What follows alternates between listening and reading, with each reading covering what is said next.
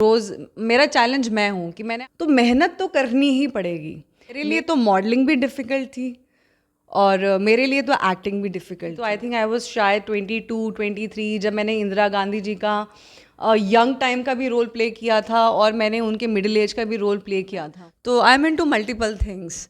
तब भी करती थी, अभी भी करती हूँ एंड आई एम होप कि मैं फ्यूचर में भी करती रहूँ।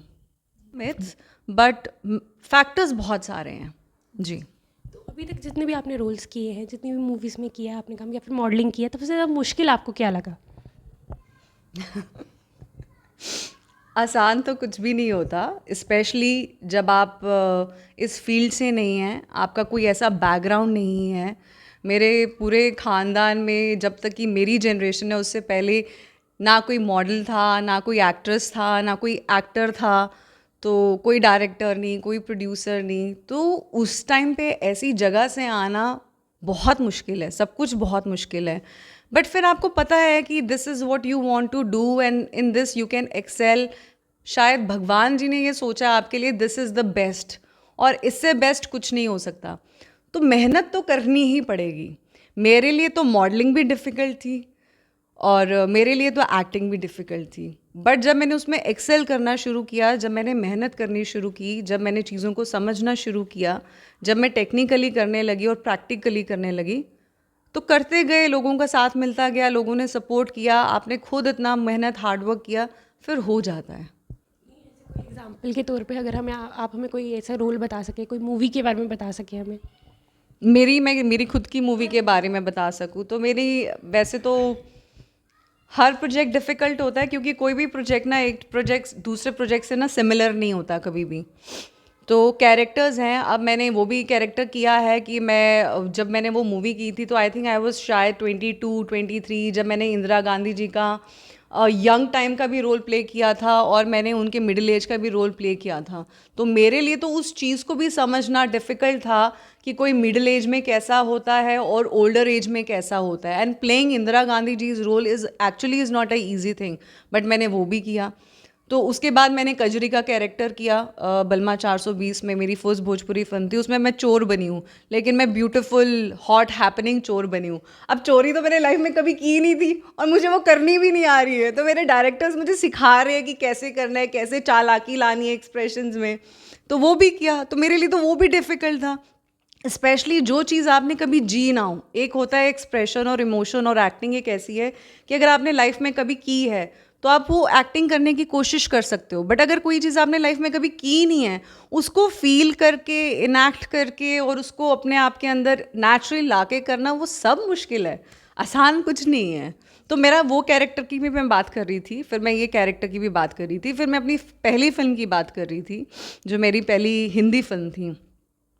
तो everything was difficult, nothing was easy. अच्छा, मेरी जो लास्ट मूवी थी उसमें मैंने विलन का रोल प्ले किया है।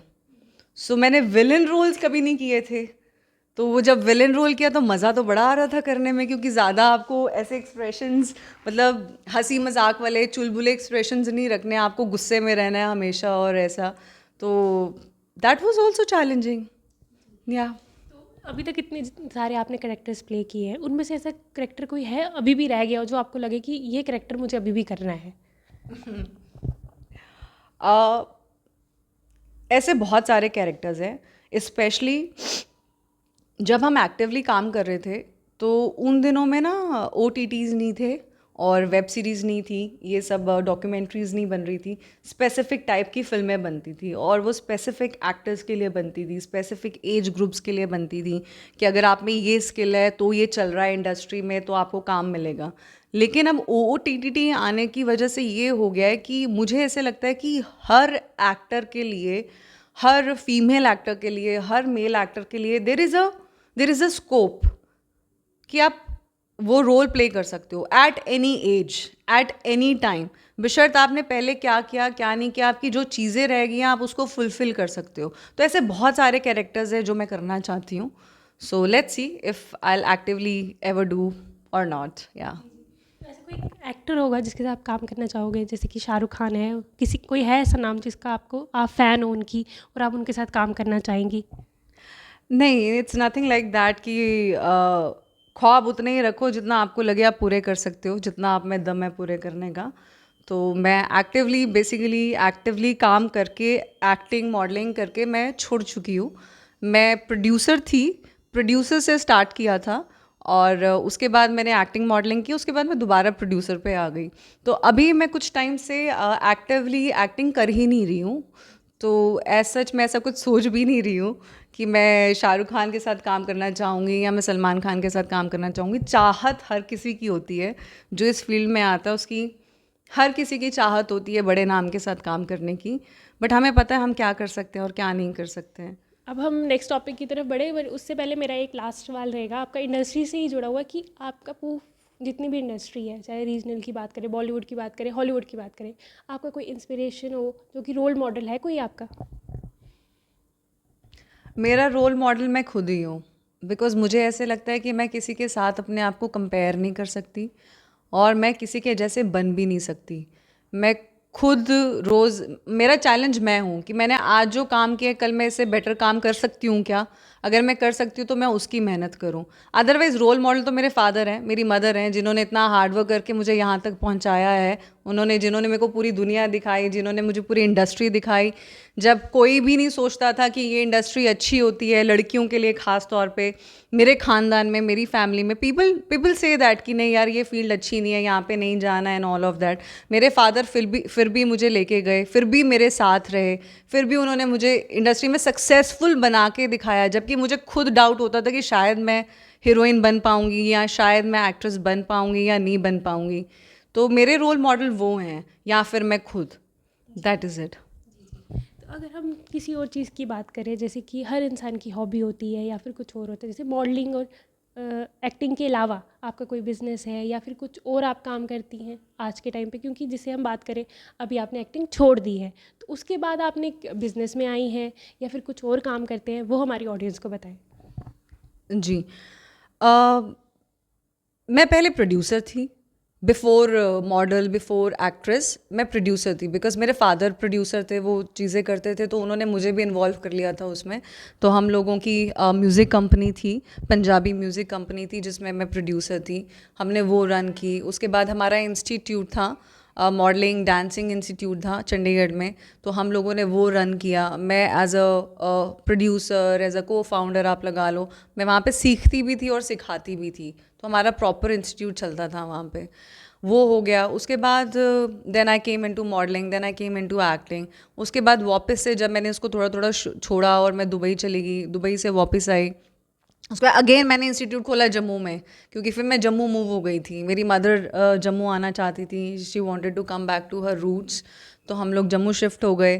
फिर हमने दोबारा से यहाँ पे इंस्टीट्यूट ओपन किया, UC modelling institute, and which was dancing acting modelling institute. तो वो चलाया, जितना रिस्पॉन्स जैसे आया वो किया। उसके बाद अभी आजकल मैं बिज़ी हूँ हमारे यूट्यूब चैनल पे। हमारे 2-3 यूट्यूब चैनल्स हैं and we are planning to expand that also. And आपके चैनल के माध्यम से मैं उनका नाम लेके बताना चाहूँगी कि लोग हमारे साथ जुड़ें ज़्यादा से ज़्यादा। तो हमारा पहला चैनल है उड़ता Bihar music, which is a Bhojpuri channel, Bhojpuri music channel. तो इसको लोग लाइक करें, सब्सक्राइब करें। रादर मैं सारे चैनल्स के नाम ले लेती हूँ, तो उसके बाद एक ही बार आपको बताऊँगी क्या है कैसे है। देन हमारा सेकेंड चैनल है उड़ता Bihar world music, that is also Bhojpuri music channel, but it's not always a Bhojpuri thing. तो हमारे पास उड़ता बिहार, सॉरी उड़ता पंजाब म्यूज़िक चैनल है हमारा, जिसमें सिर्फ पंजाबी सॉन्ग्स होते हैं and that is audio video songs उसमें हैं। तो ये हो गए हमारे 3 यूट्यूब चैनल्स हो गए। एंड आई जस्ट वांट कि लोग इसको ज़्यादा से ज़्यादा देखें, लाइक करें, सब्सक्राइब करें, शेयर करें, वॉच करें, अपने कमेंट्स दें कि उनको कौन सा चैनल अच्छा लग रहा है, कैसा अच्छा लग रहा है, या वो और क्या चाहते हैं कि हम और क्या कर सकते हैं उसमें फॉर द पीपल्स एंटरटेनमेंट। तो ये कर रहे हैं। And besides that then I was a trainer, I was a life coach, and लोगों को ग्रूम करना, एक्टर्स को, मॉडल्स को, इन जनरल ऑल्सो, कि अगर जो लोग पर्सनल ग्रूमिंग चाहते हैं, जो इन्हांसमेंट चाहते हैं, जो लाइफ डायरेक्शंस चाहते हैं, तो I use to do that also a lot. अभी भी करती हूँ मैं। तो I am into multiple things, तब भी करती थी, अभी भी करती हूँ, एंड आई एम होप कि मैं फ्यूचर में भी करती रहूँ। ये सारी चीज़ें एक साथ कैसे मैनेज कर सकते हैं? कोई टिप्स दे दें हमारी ऑडियंस को आप। एक साथ तो नहीं मैनेज होता है. It is just all about कि आपका इंटरेस्ट किस में है और आपका पैशन किस में है. और अगर आपका इंटरेस्ट और पैशन इतना स्ट्रॉन्ग है और इतना फोकस्ड है, आप इजीली कर सकते हो. आप इजीली अपने लिए टाइम निकाल सकते हो. इजीली आप सब चीज़ें कर सकते हो. बस आपको फोकस और डिटर्मिन्ड रहना पड़ेगा. आप अपने सारे ख्वाब और सारे पैशंस फुलफिल कर सकते हो. अब आप नेक्स्ट 5 ईयर्स में अपने आप को कहाँ देख